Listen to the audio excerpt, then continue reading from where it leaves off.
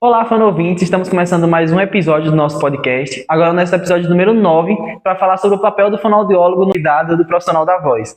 E como nosso convidado hoje, nós temos Adelson Neri. E Adelson, aqui no nosso podcast nós temos uma regra muito clara: quem se apresenta é o próprio convidado. E a pergunta é: Adelson, quem é você na fila do pão? Quem é Adelson, né? Adelson é um fonoaudiólogo de voz que chegou na área de voz por conta da voz e cantor, professor de canto, e isso me fez hoje ter a profissão que eu tenho, que é de maior demanda de fono. E voz é minha vida, minha respiração, assim. Voz para reabilitação, voz para habilitação, voz para técnica, voz para cuidado, voz para libertação, voz para comunicação. E esse é o meu resultado de vida, assim, é voz. Eu sou suspeito para falar, porque eu também sou um amante da voz aí, desde a graduação, desde o início, então eu estou no tema que eu sou suspeito. Então, para começar a nossa primeira pergunta, como é que surgiu esse interesse pela saúde vocal e pelos cuidados ao profissional da voz? Pronto. Antes de ser fono, eu já era cantor e já era cantor profissional. Então, eu trabalhava com voz. Durante 10 anos também eu dei aula de canto e de técnica vocal, não tendo a formação, né? Eu tinha uma formação básica de canto e por cantar canto popular e músicas que não eram clássicas, a gente começava ali e comecei como um vocal coach, digamos, né? E dei continuidade durante 10 anos, até que eu descobri a fonoaudiologia. Uma prima minha tinha se formado e eu tinha vontade de fazer medicina. Só que aí no catálogo que eu vi do curso de formação dela, aí eu vi lá fonoaudiologia e vi a área de voz. Eu falei, caramba, junta tudo que eu quero. Medicina, ciência e voz. E aí eu, desde então, ingressei na faculdade pensando, só que na faculdade ainda fui meio influenciado. Chegou nos semestres ali do meio, ainda estava pensando em linguagem. Minhas melhores notas eram de linguagem, né? E fiquei apaixonado por linguagem. Eu falei, não, vou trabalhar com linguagem. Até ter o primeiro estágio de linguagem. E no primeiro estágio de linguagem, a criança que eu estava atendendo, ela testou minhas habilidades de paciência. E aí eu entendi que eu não era lúdico. Eu falei, eu não sou lúdico, não vou conseguir lidar. E aí, desde então, eu comecei a pensar mais em voz. Mas ainda assim, meu prazer foi muito em linguagem.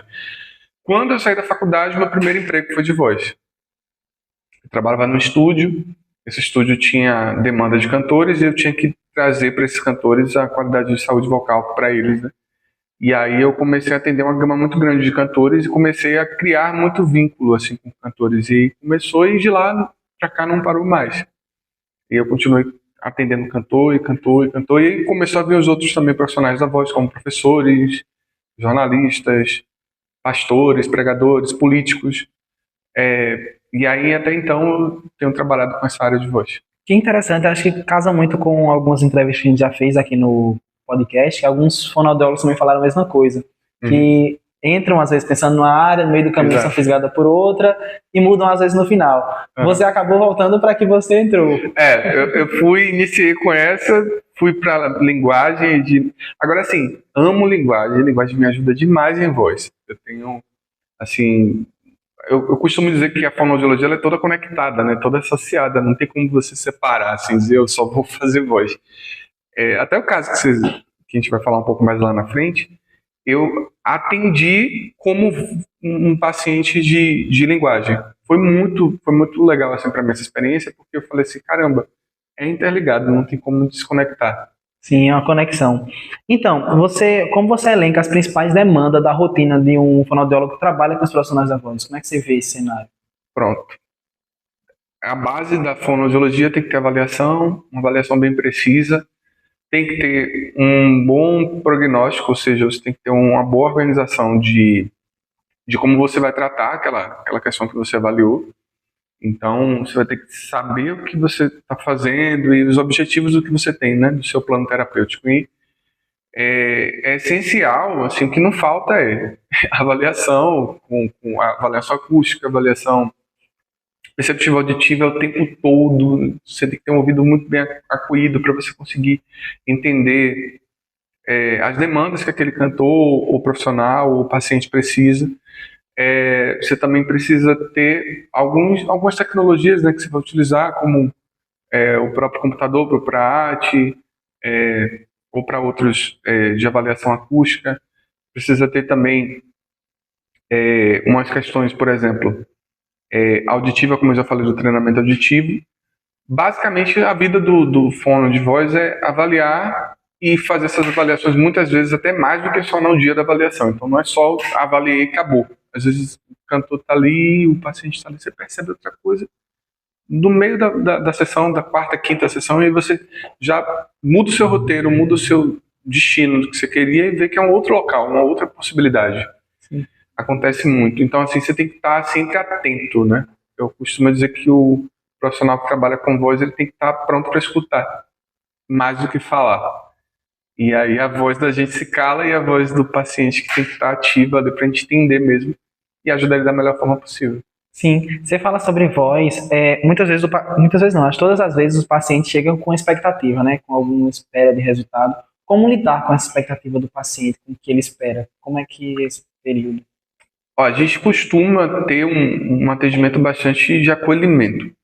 Acho que acolhimento é a palavra-chave para quem vai trabalhar com voz, porque a maioria dos problemas que são oriundos de voz, se não for primário, vai ser secundário as questões psicológicas de traumas e de outras coisas, né? Uma pessoa que não consegue fazer agudas, por exemplo, ela chega muito com essa demanda no consultório, foi uma criança que foi calada, foi uma criança que foi proibida de gritar, de chorar. Então ela internalizou aquilo e levou para a vida. Né? Uma pessoa que às vezes tem uma personalidade e ela não consegue exprimir essa personalidade. Por conta de preconceito e tantas outras coisas, e que ela consegue ali ficar se reprimindo, e isso resulta na voz. A voz, ela dá um resultado de muitas coisas. Assim, a voz, ela é o predisponente de muitas outras situações que a gente consegue perceber na voz. Inclusive até doenças, outras coisas que a gente consegue perceber na voz, que é um dos primeiros sinais que vão ali aparecer.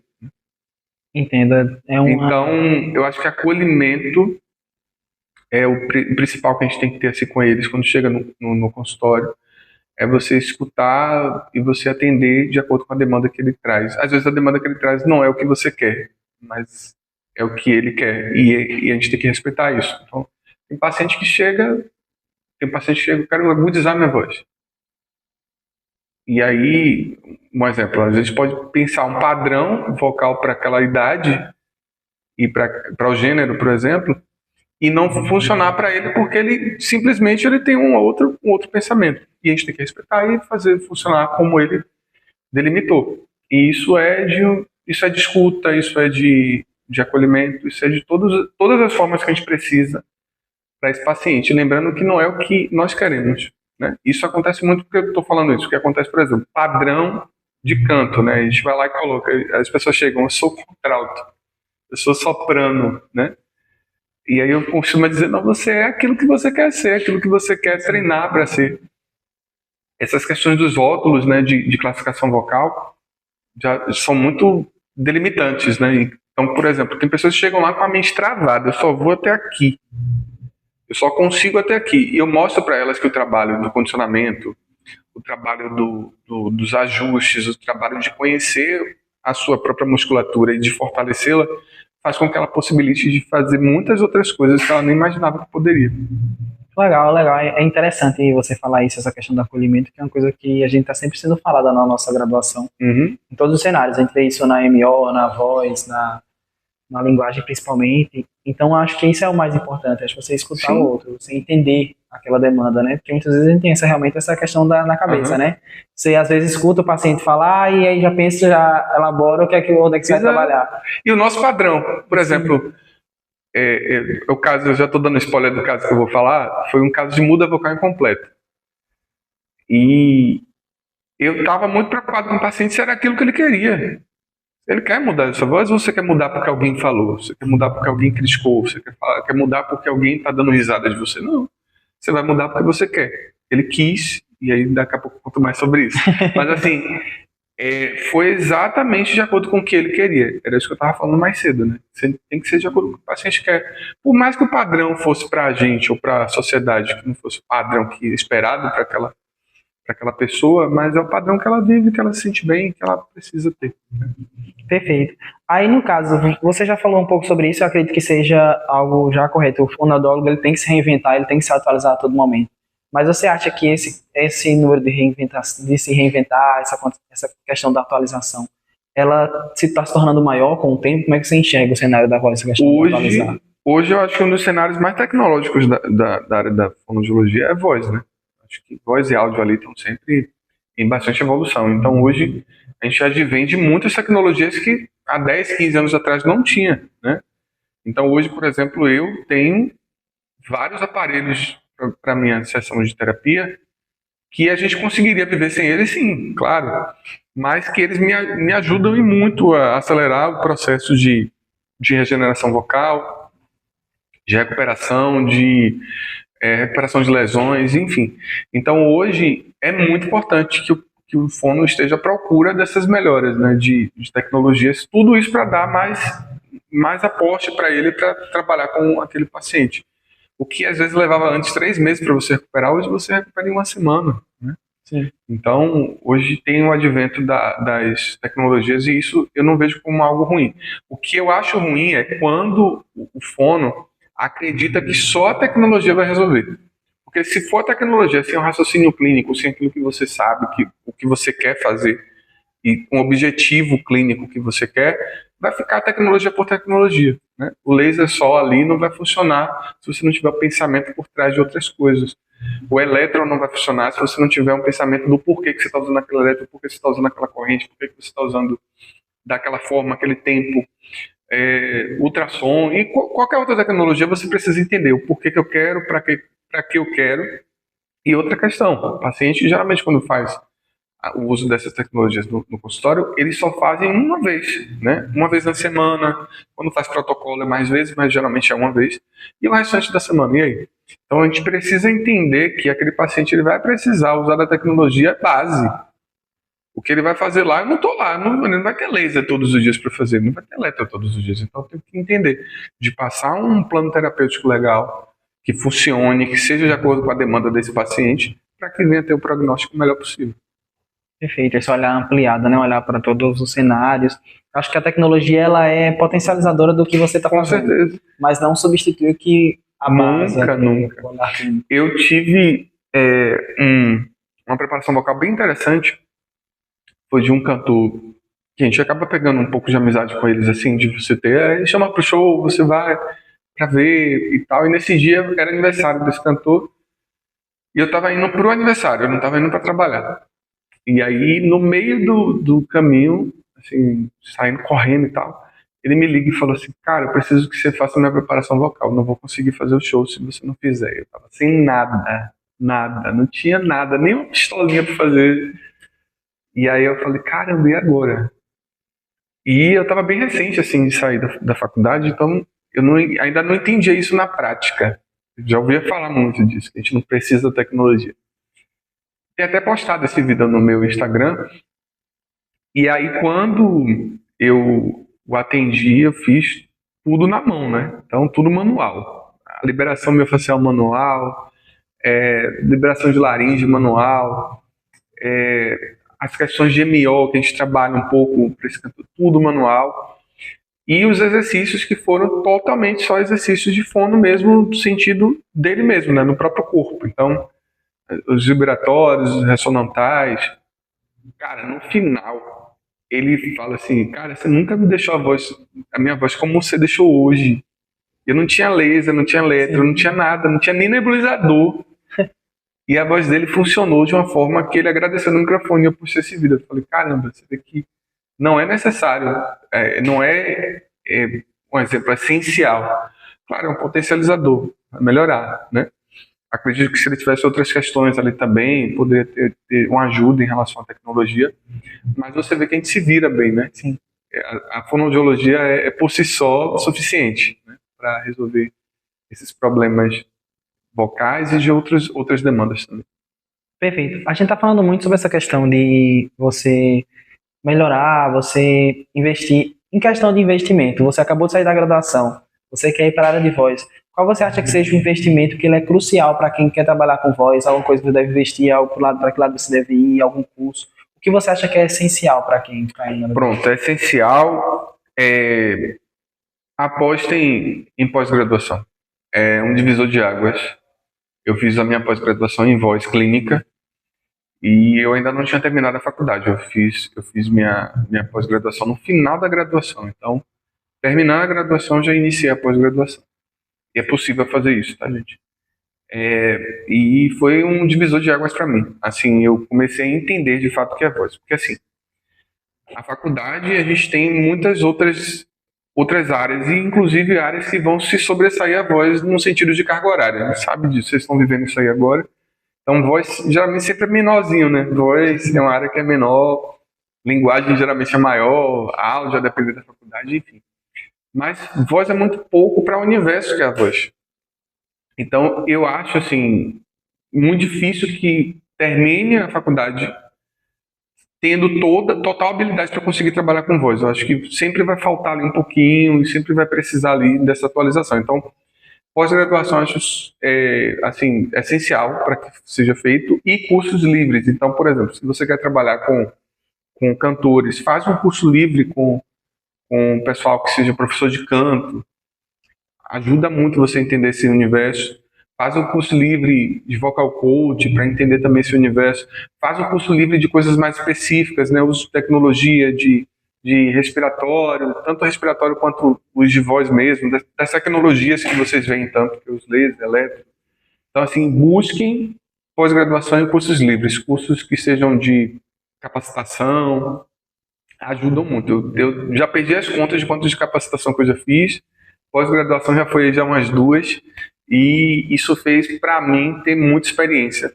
E a troca também com outro profissional. Se você tiver acesso a um profissional, e eu costumo, o Alaf Voice, sempre que me chama eu estou aqui, eu sempre tento dar esse suporte, porque eu entendo a necessidade de vocês, porque eu não tive esse suporte quando eu saí da faculdade, nem quando eu estava na faculdade. Então hoje eu procuro fazer o contrário do que fizeram comigo. Eu quero trazer para vocês, e eu acho que se vocês buscarem isso com outros profissionais, não só comigo, é muito essencial, porque tem coisa que o curso não vai falar, tem coisa que o livro não vai dizer, tem coisa que você vai ter ou de experiência própria ou de alguém passar para você e te explicar, né? Conhecimento empírico, como a gente fala popularmente. Perfeito. Agora, entrando na pergunta que eu acho que quem está escutando, quem está assistindo, está muito curioso, porque eu estou muito curioso aqui para saber, porque você já deu algumas pistas. Qual foi o caso que você pegou, o paciente que você pegou, que foi o mais impactante, o mais desafiador para você? E aí conta logo, porque eu sou uma pessoa curiosa, já estou querendo saber há um tempão. Cara, eu vou trazer 2 para vocês, mas eu vou terminar de falar o que eu já comecei. Em caso de muda vocal incompleta, um rapaz de 20 e poucos anos, casado, homem cis, não se identificava com a própria voz. E ele tinha uma muda vocal incompleta, e foi o meu primeiro caso de muda vocal incompleta. Eu falei, caramba, aquele universo, meu Deus, parece um parquinho, assim, que eu ia brincar agora. E aí eu fui fazer a avaliação, ele foi acompanhado pela doutora Érica, inclusive um abraço para a doutora Érica, que me ajuda muito, otorrinolaringologista. Tem o otorrino do coração de vocês, ela é a minha otorrino do coração. E a gente troca muita coisa, muita informação. E aí a doutora Érica tinha avaliado e a gente não viu alteração nenhuma funcional, né? Tava tudo bem, tava tudo ok. Ele tinha uma fenda, mas essa fenda era comportamental por conta do uso da voz dele, que estava num caminho que não era tão interessante para o próprio corpo, né? Quando eu fiz a avaliação, eu pedi para ele fazer o fry, e aí o fry saiu, tranquilo. A voz basal saiu, e eu ficava sem entender. Eu falei, por que tá tudo funcionando e a voz dele vai para um outro caminho? E aí entra a parte da linguagem. E aí eu comecei a trabalhar com ele, não no aspecto fisiológico, no sentido assim, não existe, mas foi de existe, está funcionando, o TA está sendo acionado, está tudo ok, o que falta é automatizar isso. Então vamos para a linguagem? Comecei com os fonemas pequenos, e aí ele começava a fazer algum exercício específico de rebaixamento de laringe ou de ativação do TA e o fonema. Depois do fonema, nós fomos para encontros consonantais. Aí foi. Olha como é parecido com linguagem. Aí depois dos encontros consonantais, começaram a palavras curtas. E ele fazia o som e a palavra curta. E saía a voz perfeitamente no grave que ele queria. Depois da palavra curta, a gente foi para palavras mais frases curtas, depois frases complexas, até que automatizou. Quando automatizou, foi um caso tão incrível que a doutora Érica levou até para um congresso de otorrino lá no Uruguai. Ela foi apresentar, ela apresentou o quadro dele. Para quê? Por quê? Esse quadro dele, se não fosse observado tão diretamente por mim e por ela, seria um caso que seria cirúrgico. Porque muitas vezes não é observado necessariamente o que precisa e vai lá, não, muda vocal incompleta, cirurgia. Se não for cirurgia, aplicação de testosterona e por aí vai. Só que era um caso extremamente funcional. E foi nesse pensamento que eu fiz, e a fonoaudiologia entrou lindamente na vida dele. Hoje ele está com a voz estabilizada, vejam lá no meu Instagram, eu fiz um post com ele, ele autorizou todos os posts, ele achou muito interessante. E ele já estava desesperançoso, porque tinha passado por 4 fonos, não tinha dado resultado. E aí quando chegou a mim, eu falei, não, eu vou resolver seu problema. E isso é crucial para eles, quando você passa a segurança do que você está fazendo, você diz, não, eu consigo resolver. Só não vai mentir, tá, gente? Se não der para resolver, não fala que não vai resolver, não. Mas se você entender, e se você tiver conhecimento técnico para entender que dá para funcionar, vai, se joga que isso. E eu bati no peito e falei, eu vou resolver. Eu fiquei, como é que eu vou resolver esse negócio? Mas aí, depois que eu tive essa dúvida, a gente comecei a planejar uns planos terapêuticos, estratégicos, e funcionou muito bem. Então esse foi o caso da minha vida, assim, porque foi hoje a voz dele é surreal de diferente, assim. Ele teve que se adaptar, né? A família teve que se adaptar, que as pessoas não reconheciam ele mais, assim, vocalmente. A esposa teve que se adaptar, o pessoal do trabalho, ele teve que avisar o pessoal do trabalho. Eu tive que orientá-lo também. Eu falei, vamos mudar cada etapa de local, porque se você chegar no trabalho com a voz assim, o pessoal pode se assustar e fazer você ficar reprimido. Eu falei, não, vamos fazer aos poucos. Você primeiro fica em casa, depois com a esposa, depois no seu ambiente familiar mesmo, com a voz mudada. Quando chegar no trabalho, você vai aos poucos. E aí hoje está estabilizado. E um resultado, assim, esplendoroso. O segundo caso foi no carnaval, durante o trio. E aí um cantor que eu atendi de pagode, e ele já estava bastante rouco durante o percurso. E uma coisa assim que foi até fora do que é da literatura e que funcionou bem com ele foi o gelo durante o percurso. Isso pra mim foi assim, caramba, o que é isso? O gelo a gente sabe que é para ser utilizado no final, né? Sim. A crioterapia. Mas no caso dele, houve uma super saturação, né? Ele teve um aumento muito repentino da temperatura corporal dele, e isso estava saturando, e aí a gente teve que termorregular ele. E aí o gelo fez a termorregulação e a voz funcionou, a voz foi até o final, deu tudo certo. E ele passou a partir daquele momento a entender que ele precisava ter essa termorregulação, e hoje ele vive com essa termorregulação. Então você vê como é interessante, não tem literatura sobre isso, não tem ninguém que fala sobre isso. Pelo menos até então eu ainda não vi, se vocês virem, pode mandar para mim, por favor, mas eu ainda não vi. E isso aconteceu aqui em Salvador, então pode ser o primeiro caso sobre isso. Não pode ser que nem exista isso em alguns casos que nunca aconteceram, mas aqui aconteceu e foi muito lisonjeador para mim viver isso, sabe? E ele tem um resultado vocal muito bom e não esquecer da gente. Isso a fonoaudiologia faz. Quando a gente faz de boa forma, de boa vontade, o cantor nunca vai esquecer, ele vai dizer, foi aquele que salvou minha voz. Sim. E foi o caso que a gente teve muito interessante. É isso, acho que essa questão da fono, o paciente, às vezes a gente acha que fez muito pouco, né? Mas o paciente é um mundo aqui dali. Eu já estou no campo dos estágios, já estágio de voz, já passei pelos 2 estágios de voz. E aí, então, tive um atendimento com uma paciente que cantava, já tinha um pouco do envelhecimento vocal, então essa questão ela tem que entender que a voz dela já não ia voltar a ser mais o que era antes do envelhecimento. Mas aí comecei a fazer um exercício com ela e ela cada vez mais segura. Ela cantava na igreja e tudo mais, então ela cada vez mais segura ao cantar. No final, eu recebi um agradecimento muito bonito da parte dela, dizendo que estava sendo um anjo na vida dela, o estagiário anterior também. E isso foi uma experiência muito boa para mim, a ponto de escutar isso. Foi essa questão, eu recebi essa dedicatória, que foi uma coisa que me pegou muito no sentido de entender que a gente está lidando com um ser humano, que tem uma demanda, que tem um pedido ali que para você pode parecer pequeno, porque muitas vezes a gente está em contato com casos mais na teoria aqui na faculdade, mas quando vê o caso da demanda real, você percebe quanto impacto que tem. Então, você falando essa história me lembrou, assim, como é interessante essa questão, como você... Às vezes você acha que não vai conseguir também, às vezes você diz que não vai dar certo, mas aí você vai vendo, vai conseguindo ver a melhora, o resultado, e acho que isso vale muito.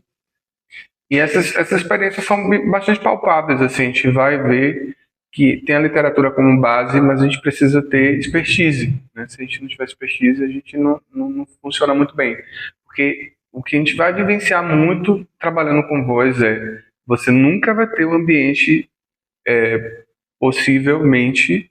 Não, na verdade, a gente vai entender que na prática a teoria ela é a nossa base, mas nem sempre vai ter um cenário totalmente perfeito para que aquela teoria seja aplicada. Por exemplo, tem ambientes que a gente vai estar que vai ter ruído, vai ter disputa sonora, vai ter iluminação incorreta, você não consegue ver bem, o paciente não vai fazer exatamente o que você quer, então assim, a gente tem que lidar com essas situações, né? Ou situações como essa que eu acabei de citar, que é uma situação que não é muito corriqueira de acontecer, de uma coisa que deveria ser usada no final, a gente usar no meio e funcionar, e específico para esse paciente, tá, gente? Por favor, foi um caso clínico, um caso isolado, tá?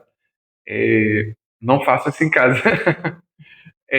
E a gente ter essa expertise de entender esse paciente, né? Quando a gente está ali com os cantores, por exemplo, de carnaval, que faço muito, a gente tem que ter um conhecimento não somente de fono, né? Não é somente você entender só do exercício que você vai fazer. Você tem que entender um pouco de tudo.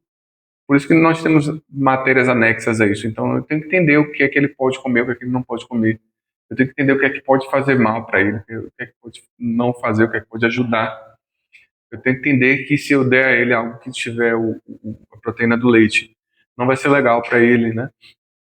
O que tiver ali a questão de aumentar a amilase, aumentar o espessamento da saliva, deixar a saliva mais grossa. Então, enfim, a caseína, que é do leite, com a proteína que vai também fazer pigarro, enfim. E aí eu tenho que entender um pouco de tudo que está ali, porque até o que ele vai comer, você tem que dizer. E se der problema, a responsabilidade foi sua, porque você liberou, você disse que podia. Então, desde a alimentação, desde o sono, desde do comportamento dele, se ele vai falar, se ele não vai falar, se ele vai ficar calado, do exercício, como ele vai cantar, se o que ele está fazendo na hora da música é prejudicial ou não. Você tem que saber tudo isso e você tem que intervir nisso, né? Se ele, durante o percurso, o que é que ele pode comer e beber ali, que você vai ter uma associação com o Nutri, por exemplo, para que os dois estejam em conjunto para fazer o melhor possível para que ele tenha de energia, né? Geralmente os Nutri são muito parceiros nossos, assim, ó, isso aqui, tô pensando em energia para ele precisa, e aí quando perde a qualidade vocal já vai fazer a reposição. A gente vive muito isso com eles. Às vezes precisa de uma manutenção do laser no meio do percurso, às vezes precisa de uma manutenção de exercício no meio do percurso, às vezes precisa de manutenção de vibração mesmo, sabe? De vibração de língua de lábio para voltar, um exercício de ressonância. É muito, assim, e se você não tiver esse start, se você ficar muito assim, sabe? Parado, você tem que se posicionar, porque você tem que pensar o seguinte, você não é disputando, porque é uma equipe em prol do cantor. Mas tem muita gente ali também querendo fazer o seu trabalho, né? Então a maquiadora tem que fazer o seu trabalho, o personagem stylist vai querer fazer o trabalho, o produtor pessoal vai querer fazer o trabalho, o produtor geral, e aí vai ficar todo mundo puxando para cada um para o seu lado, né? Então se você não puxar para o seu, você não faz. Você tem que se impor, ó, eu tenho que fazer isso, ele tem que fazer isso. Então, assim, a vida do fono de voz é ter essa imposição e ter autoridade, e para isso tem que ter bastante conhecimento técnico e embasar. Ó, eu preciso disso para isso, né? E da mesma forma que você vai ter de conhecimento técnico, também você vai ter de não falar do conhecimento técnico para aquele paciente, porque ele não quer saber. Ele não quer saber de TA, de CT, ele não quer saber de questões metabólicas, ele não quer saber de questões. Na maioria das vezes ele não vai querer saber nada disso, ele só quer saber só da sua opinião. Sim ou não, quer, não quer, vai, não vai. E aí eu acho muito interessante, porque assim, você está num trio com tantas pessoas, num carnaval para milhões de pessoas, e a principal coisa dali daquele trio é a voz do cantor. Se parar a voz do cantor, acabou o show. E isso está nas suas mãos. Você fica assim, às vezes eu estou no treino e falo assim, caramba, eu estou responsável pelo principal bem aqui. Se esse bem faltar, acaba o show, cancela tudo, não tem nada. E aí a gente pensa assim, não, eu valho muito. Eu valho muito. É por isso que o profissional da voz tem que se valorizar e tem que se impor mesmo como um profissional e se impor como aquilo que a gente veio para fazer, né? Que é cuidar da voz daquele cantor e se responsabilizar. Isso no caso dos cantores, como também pode ser em outros casos, como jornalistas, políticos, né? Durante esse carnaval eu tive uma ligação de político, eu tô sem voz, e aí? E a gente tem que ir ali para resolver essa voz desse político e às vezes a gente tem que ter mesmo esse entendimento do que o quanto que é essencial a nossa função. Sim, é um mundo, né? É um negócio muito complexo.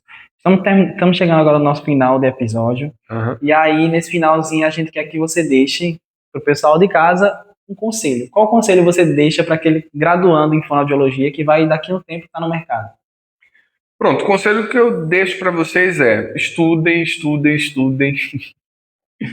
Amem o que vocês estão fazendo, porque eu acho que isso é essencial. Não adianta você estudar, eu vou para voz porque voz dá dinheiro, eu vou para voz porque voz trabalha com famoso. Eu vou para não vá por isso. Vá por uma questão de amar aquilo que você faz. E além de estudar e amar, se dedicar é você saber que você vai estar na responsabilidade de algo muito precioso, que é a voz. Para aquele cantor, para aquele profissional, para aquele jornalista, para aquela pessoa que você está atendendo, é o bem mais precioso. Então você tem que entender que aquilo que você está fazendo é para aquela pessoa viver daquilo. Então, eu costumo dizer para os profissionais que eu atendo, você vive disso, é o seu bem mais precioso e eu tenho que cuidar. E quando você internaliza isso, tudo flui. E você tem a responsabilidade suficiente para atender aquela pessoa. Porque às vezes a gente não tem noção do quanto que a voz é importante na vida do outro. E quando você tem essa noção, tudo se encaminha. Porque você vai ter um bom trabalho, você vai ter uma boa gestão, você vai ter uma boa ética profissional. E eu acho que isso é essencial no meio da voz. Porque se você tem ética, profissionalismo e entrega, você vai longe. Perfeita. Belíssimas palavras aí de Adelson. Adelson, eu gostaria de agradecer, em nome de toda a equipe de Fonoatuação, pela disponibilidade, por ter se estar disponível para vir aqui hoje para gravar com a gente. Acho que é sempre bom. Você é nosso primeiro convidado externo, que não tem nenhuma relação com a UFA no sentido vínculo. Uhum. Então você é a nossa caminhada porta fora da faculdade. Ah, que massa. Então gostaria de agradecer Abrindo os caminhos, então, para os outros irem. e dizer que foi um prazer, foi um belíssimo episódio. Igualmente. Eu que agradeço a você. Estamos terminando por aqui nosso nono episódio. Fiquem ligados aí nas nossas redes. Daqui a pouco tá lá na nossa rede esse episódio. Sigam a gente no Instagram, inscrevam no nosso YouTube e sigam também no Spotify, que esse episódio tá maravilhoso. Então até o próximo episódio e valeu, até mais.